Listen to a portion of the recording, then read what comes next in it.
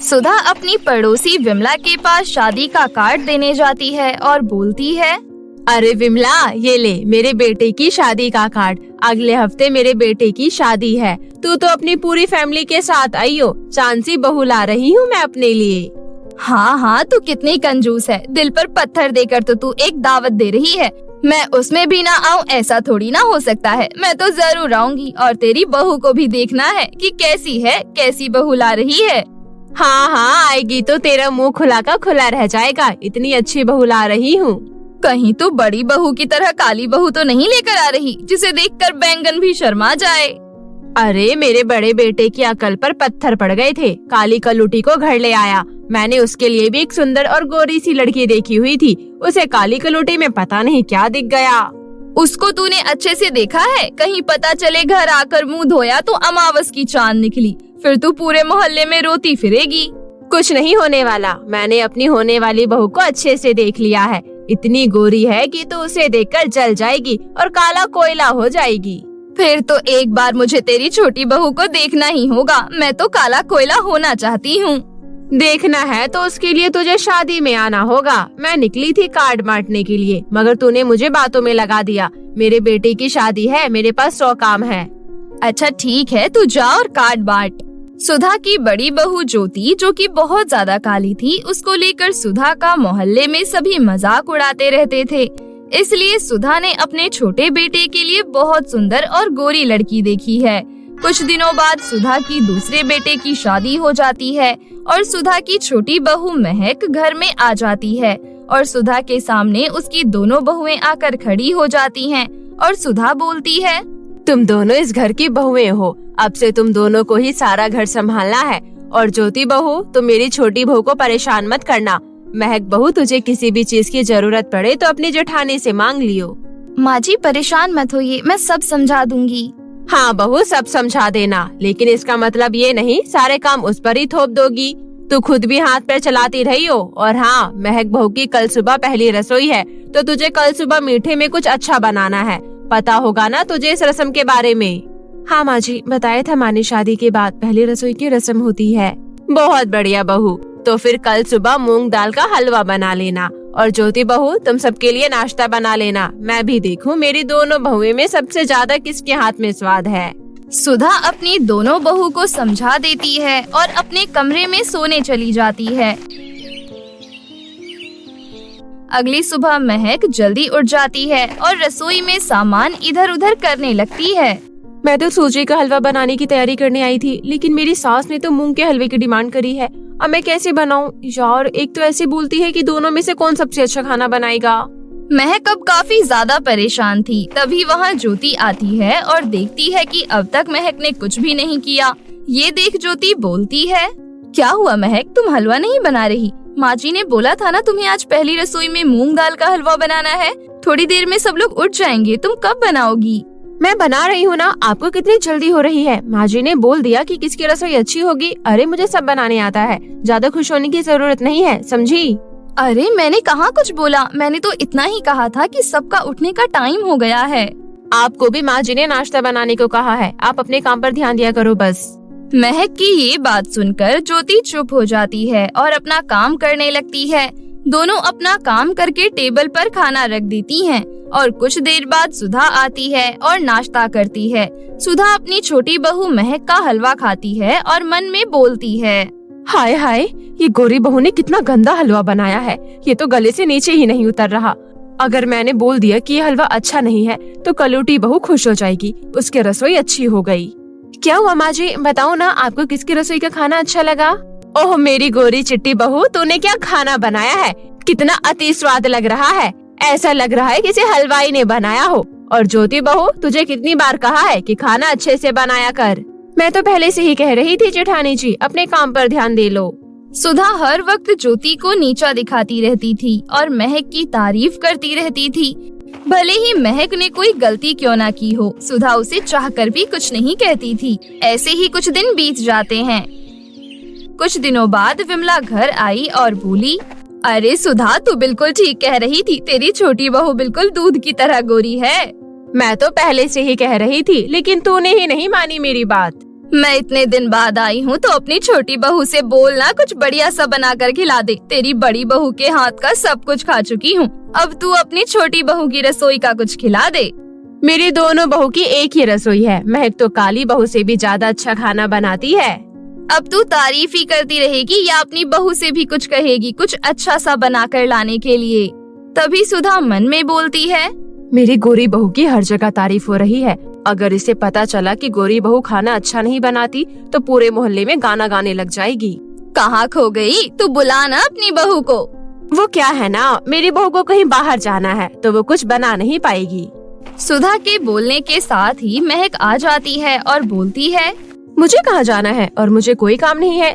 कहीं नहीं जाना, आप बताओ, अभी बना लूंगी। आप बताओ खाने में क्या बना कर लाना है? मेरे हाथ का खाना आंटी जी को बहुत पसंद आने वाला है।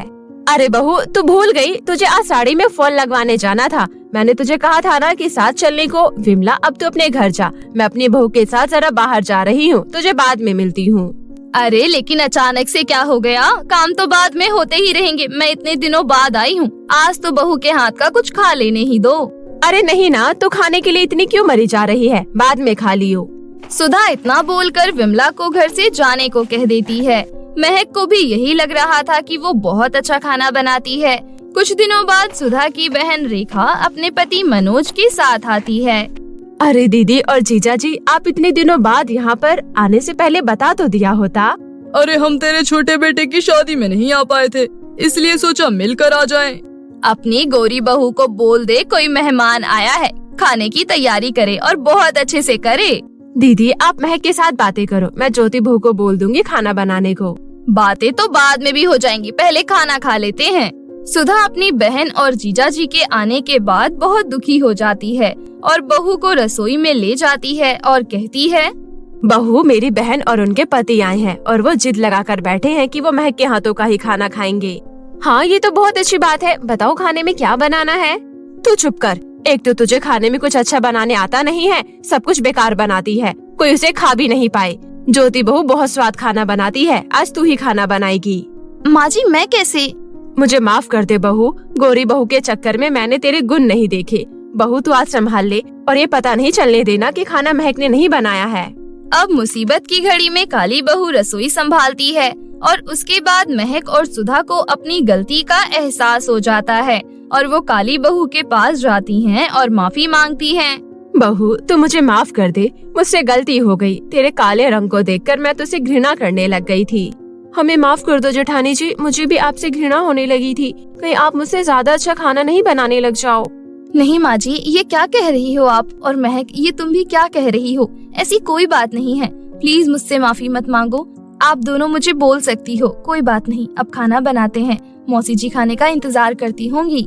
फिर महक और ज्योति रसोई घर में खाना बनाने लग जाती हैं। खाना बनाने के बाद वो दोनों टेबल पर खाना लगाती हैं।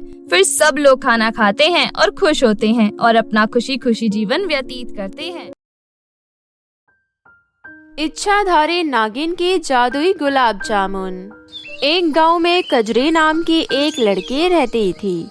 कजरी बहुत ही शरीफ और ईमानदार लड़की थी। उसको मिठाइयाँ बहुत पसंद थी, उसमें भी खास करके गुलाब जामुन। कजरी की माँ उसे जितने भी पैसे देते, कजरी उन सब पैसों को लेकर गांव के छोटू मिठाई वाले के पास चली जाती थी और कोई ना कोई मिठाई खरीद के खा जाती थी।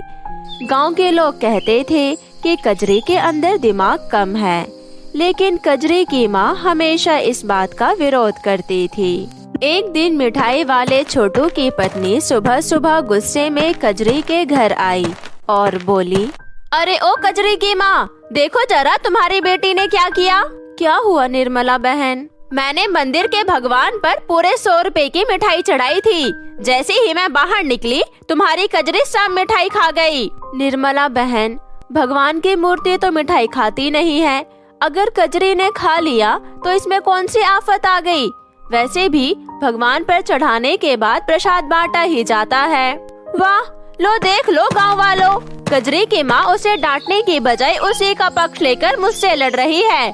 तुम्हारी बेटी को इतना ही मिठाई खाने का शौक है तो उसे खरीद के दे दिया करो ना। दिमाग ना तो बेटी के अंदर है और ना ही माँ के अंदर। कजरी के चक्कर में कजरी की माँ को गांव वालों के बहुत ताने सुनने पड़ते थे। हे भगवान, मैं जानती हूँ कि कजरी के अंदर दिमाग कम नहीं है। हे ईश्वर, मुझे गांव वालों की बातें सुनने की शक्ति देना।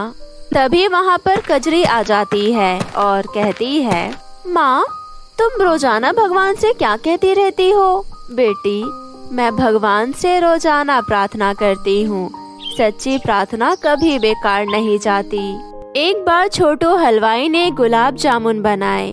कजरी ने जब गुलाब जामुन देखे तो उसके मुंह में पानी आ गया।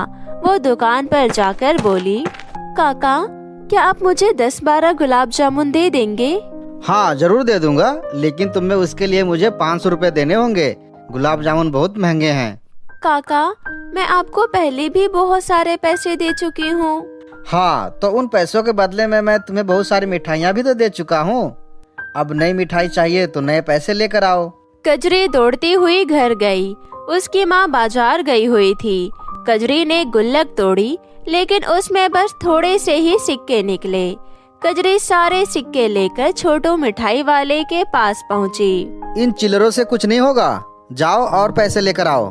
काका, क्या मैं एक गुलाब जामुन खाकर देख सकती हूँ? बिल्कुल नहीं, वैसे भी ठाकुर जी के यहाँ से 5 किलो गुलाब जामुन को ऑर्डर आ चुका है। अब ये गुलाब जामुन तुम्हें 500 रुपए भी नहीं मिलेंगे। काका, भगवान आपको बहुत सारे पैसे दे देंगे, मुझे बस एक गुलाब जामुन खा लेने दो। गाँव वाले सही ही कहते हैं, तुम्हारे अंदर जरा भी दिमाग नहीं है। अगर तुम्हारी भगवान इतने ही सुनते हैं तो जाकर तुम भगवान से गुलाब जामुन मांग लो और भगवान के लिए यहाँ से चली जाओ। माँ कहती है, भगवान से की हुई सच्ची प्रार्थना जरूर पूरी होती है। कजरी गुलाब जामुन की प्रार्थना करने मंदिर की ओर जाने लगती है। तभी रास्ते में उसे एक सांप दिखता है। वो सांप जख्मी पड़ा हुआ था। उसको देखकर कजरी गुलाब जामुन और मंदिर भूल जाती है और सांप की मरहम पट्टी करने लगती है। तभी वो सांप एक औरत में बदल जाती है। अरे, तुम औरत में कैसे बदल गई? मैं एक इच्छाधारी नागिन हूँ। तुमने मेरी चोट पर मरहम लगाया। तुम बहुत अच्छी हो। तुम कौन हो और कहाँ जा रही हो? मेरा नाम कजरी है। मैं मंदिर में गुलाब जामुन की प्रार्थना करने जा रही हूँ। मेरी माँ कहती है कि भगवान से सच्चे मन से प्रार्थना करो तो प्रार्थना पूरी हो जाती है। तुम्हारी माँ बिल्कुल ठीक कहती है। वो नागिन औरत कजरी को आशीर्वाद देती है और वहाँ से गायब हो जाती है।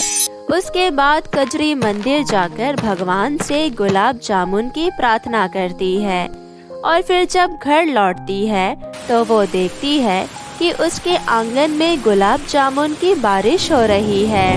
कजरी, देख, जल्दी आ, हमारा आंगन गुलाब जामुन से भरा जा रहा है। मैंने घर के सारे बर्तनों में गुलाब जामुन भर लिए हैं।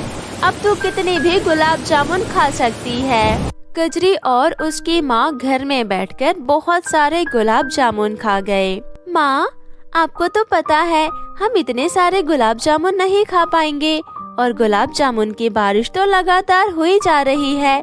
मुझे लगता है हमें इन्हें बेचना शुरू करना चाहिए। ठीक कहा तुमने बेटी। कजरी और उसकी माँ ने आंगन में ही गुलाब जामुन की दुकान खोल ली।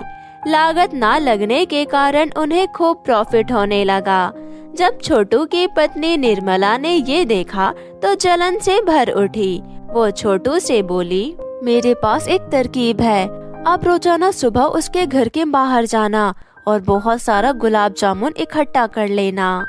अगले दिन कजरी और उसकी माँ जब सोकर उठते हैं तो उन्होंने देखा कि आज उनके आंगन में ज्यादा गुलाब जामुन इकट्ठे नहीं हुए।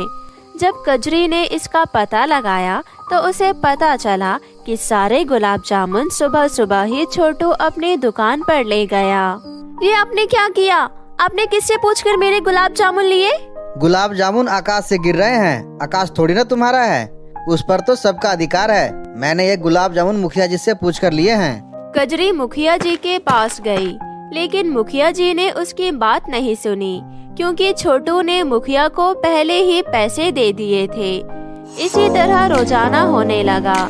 छोटू रोज सुबह सुबह कजरी के सारे गुलाब जामुन ले जाया करता था, जिस वजह से कजरी का धंधा ठप हो गया और छोटू फ्री के गुलाब जामुन से खूब कमाई करने लगा। कजरी दुखी होकर उस नागिन को ढूंढने लगी। उसे नागिन मिल गई। उसने उस नागिन को सारी बात बताई। तुम चिंता मत करो, मैं तुम्हारी मुसीबत जरूर दूर करूंगी। अगले दिन जब छोटू कजरी के घर के आंगन से गुलाब जामुन लेने जा रहा था तो नागिन ने उसके पैरों में डस लिया। मौके पर ही छोटू की मौत हो गई। छोटू की मौत से उसकी बीवी निर्मला बहुत दुखी हुई। उसने कजरी से बहुत माफी मांगी। कजरी को भी निर्मला पर बहुत दया आती है। वो दोबारा उस नागिन के पास जाती है और उससे छोटू के प्राण वापस लाने को कहती है। ठीक है कजरी, अगर तुम कह रही हो तो मैं अपना जहर वापस ले सकती हूँ। नागिन छोटू का जहर वापस ले लेती है और छोटू जिंदा हो जाता है। छोटू और उसकी पत्नी को अपनी गलतियों का बहुत एहसास होता है। वो दोनों कजरी और उसकी माँ से माफी मांगते हैं। कजरी उन्हें माफ कर देती है और वापस अपना गुलाब जामुन का धंधा शुरू करती है और अपनी माँ के साथ अपना जीवन खुशी खुशी व्यतीत करने लगती है। मेरे प्यारे दोस्तों, कैसी लगी आपको हमारी ये कहानी? हमें नीचे कमेंट करके बताएं और इसे अपने दोस्तों के साथ भी शेयर करें। और हाँ दोस्तों, अगर आपने अब तक हमारे चैनल किट्टू टीवी को सब्सक्राइब नहीं किया है तो जल्दी से सब्सक्राइब कर ले ताकि आपको ऐसी ही और नई मज़ेदार कहानियाँ देखने को मिल सके। तब तक के लिए धन्यवाद।